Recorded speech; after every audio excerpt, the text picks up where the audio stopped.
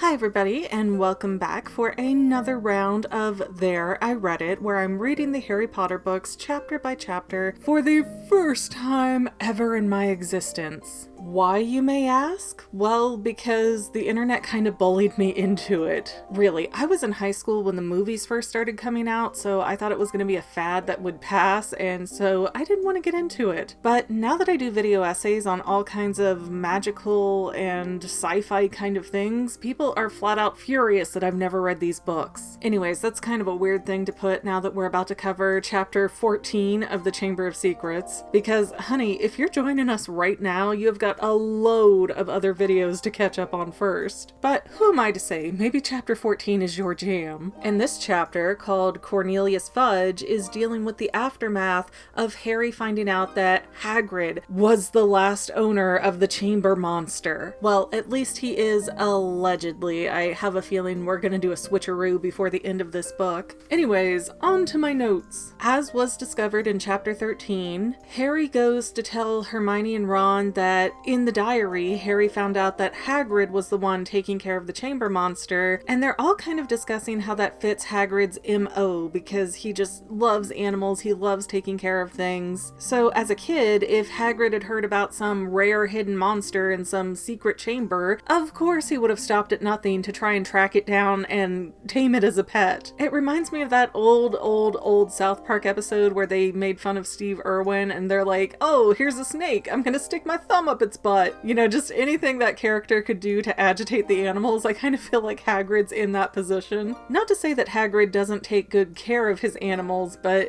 yeah, it's just sort of like, I'm gonna love you whether you want it or not. Like Elmira from Tiny Toon Adventures. Anyways, the trio goes on to discuss that the attacks on the Hogwarts students had to have stopped when Hagrid was expelled, or else they don't think that Tom Riddle would have gotten accolades in trophy format. So for the trophy to exist of Tom Riddle, and how did they put that? Yeah, T.M. Riddle got an award for special services to the school, so that award wouldn't have really been given or existed if the attacks didn't stop when Hagrid was sent away. But I do want to keep in mind that this entire book has shown us how Harry is in the wrong place at the wrong time, getting blamed and accused. So I really think that's the direction it's going to go with Hagrid. I don't have any nasty vibes from Hagrid at all. So if he turns out to be a bad guy, I'm just going to be flabbergasted. But I do think Harry being accused of all these petrifications when he's innocent, I think it's really put in there to help lead us to see how, yeah, it looks bad for Hagrid, but we've already learned that looking bad and doing bad are not the same thing. So I believe in Mama Hagrid. And now it's March at the school, and several of the mandrakes are throwing a party,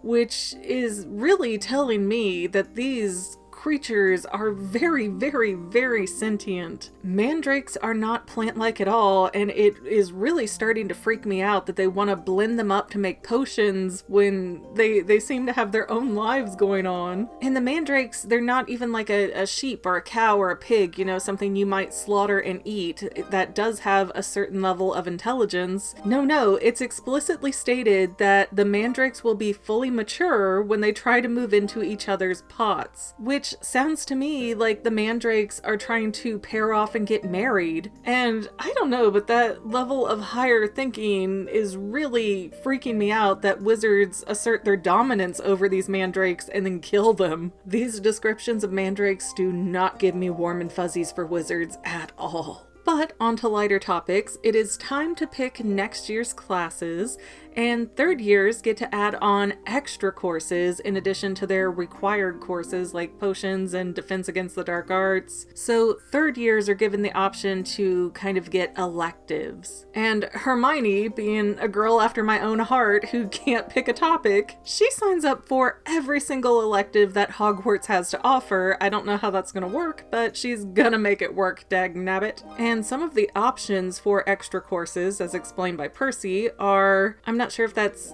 divination or divination. I don't know where you would accent that word, but it's something to do with being able to predict the future. Then there's also Muggle studies and care of magical creatures. But instead of thinking for himself, Harry just decides to copy whatever Ron's schedule is, because then that way, if he's not good at it, at least he has a buddy in class. And I can kind of see where a kid who grew up not really feeling included or wanted, where they would not know what to do with themselves. You know, your brain hasn't fully developed into figuring out how to see down the road and look around corners until you're about 25. So at 10 to 12 years old, yeah, I can see Harry being like, I'll do whatever, who cares? But in another sense, it does make me really sad that Harry doesn't care about his future enough to kind of figure it out, or at least to start thinking about it in a more broader context, because he should know Hogwarts is not going to last forever. And unless the 7th book ends with Harry taking over as the Defense Against the Dark Arts teacher, yeah, he really needs to figure out something to do with his life. Not that I'm in any position whatsoever to judge. I mean, I majored in film studies and then went for a master's in animation. And I've been hired exactly 0 times in those fields. So, you know, dreams aren't everything. Even when you have a dream job, it doesn't always work out for everybody. Still though, show me something, Harry. Show me some level of care about yourself. Although I guess, on the other hand, it does show a really interesting bondedness to Ron, that he just copied Ron's work, because it doesn't say that Ron just randomly picked courses. You know, Ron seems to know what he wants to do, even though it hasn't directly stated that. And Harry just wants to follow him because he loves Ron, he loves Ron's family, Harry knows what he wants out of his future is for Ron to be there. So I guess when I pick it apart like that, it is kind of sweet in its own way. But, Harry goes back to his bedroom area and all of his possessions have been ransacked, everything is thrown everywhere, and the diary is missing, which means a Gryffindor must have stolen it because only Gryffindors know how to get into the Gryffindor common room and dorm rooms. So the mystery has gotten even more proper. And then Harry starts to hear that voice again that nobody else can hear. It says, "Kill this time. Let me rip. Tear." And he's freaking out, but ultimately doesn't find anything going on. Then, at the Gryffindor versus Hufflepuff match, McGonagall runs out onto the field and cancels it before it gets to start. And the match gets canceled because a 6th year Ravenclaw student and Hermione got found petrified. And McGonagall shows Harry and Ron this small circular mirror and they say, okay, we found this near the victims, but we don't know what it's for. Do you? And Ron and Harry, honestly for once, say they have no idea. It kind of makes me wonder though, with all the different mythologies that Rowling uses in the Harry Potter universe, I'm thinking back to the old legend of Medusa and how she was defeated because the fighting person, gosh, I am so good at Greek mythology, as you can see. The person who took her down didn't look her in the eyes, he looked at her reflection in a shield, and then I think he got her to look at herself with the reflection, something like that. And Medusa does turn people into stone, so I wonder if that's gonna be the twist, like it's a Medusa snake or Medusa monster that's hurting everyone. So a proper mystery has added a new layer, But because now more students have been attacked, there is super strict rules, Hogwarts might get closed down, but until the school is officially closed down, all of the students are on lockdown starting at 6 p.m. There is no bathroom break without a teacher present. You can't go to your classes without a teacher. And all events, activities, whatever are put on hold until further notice. And the kids in the Gryffindor house are starting to do the math and they're going, wait a minute, we've got 2 Gryffindors that have been hurt, 1 Ravenclaw, 1 Hufflepuff, and 0 Slytherin. So obviously they're behind it. And the Ravenclaw girl that was found next to her Hermione petrified is Penelope Clearwater, and Percy is just a wreck because she was also a prefect, and Percy was so certain that prefects were safe. I really wondered where Percy got that idea that nobody would ever hurt a prefect. I mean, I could see it in the sense of if it was a student attack, they would have to respect the authority of a prefect, but this is a monster. I don't know where Percy grew up, but it seems like an office building and not the real wizarding world. Like, what is this kid's problem? And then we have another instance in the book where Harry is sort of feeling empathetic towards the other people who are hurt, but then he twists that back around to feeling sorry for himself. And he's in his mind going, oh my gosh, if the school closes down, then I have to go back to the Dursleys, and I might have to be there full time, and I don't think I could take that. It's as bad as when Tom Riddle thought he'd have to go live in the Muggle orphanage over the summer. This is horrible.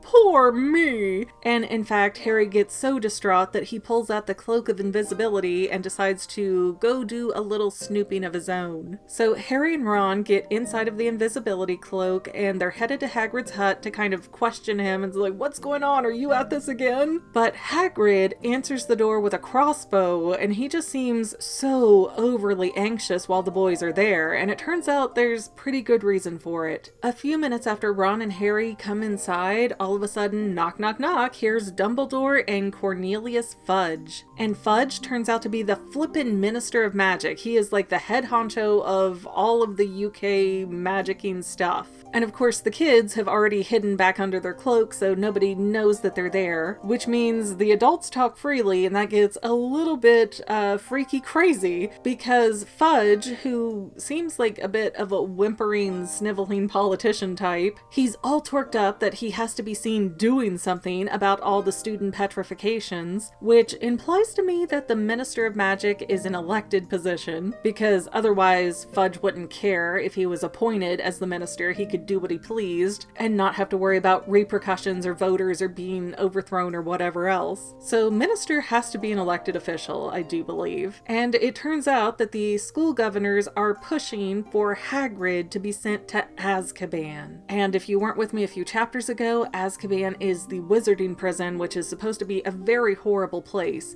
So Hagrid is like, no, I didn't do anything. You can't send me there. And Fudge is over there like, oh, honey, it's just a precaution. It's no big deal. It's not a punishment. You know, once we clear your name, we'll get you right out of there. And I don't know, that just seems like a horrible, horrible thing. You know, I'm in the good old US of A where you are innocent until proven guilty. And even if the court of public opinion believes that you're guilty, they can't do anything. They can't send you to jail over it on a whim. And apparently those are not the same kind of privileges that they enjoy in the wizarding world. So, it kind of makes me wonder though, too, if Hagrid can be sent to Azkaban for doing nothing, or at least nothing that they can prove. I do believe Hagrid's innocent, but, you know, nobody can prove he did anything. Then I wonder how many other wizards are being sent to Azkaban wrongfully or for things that don't even make sense. You know, with the issue being that most wizards can't use logic, it does seem a little kooky dukes that they could have a prison system and just throw you in there arbitrarily. However, we are not done with the surprises at Hagrid's hut because knock knock again, here is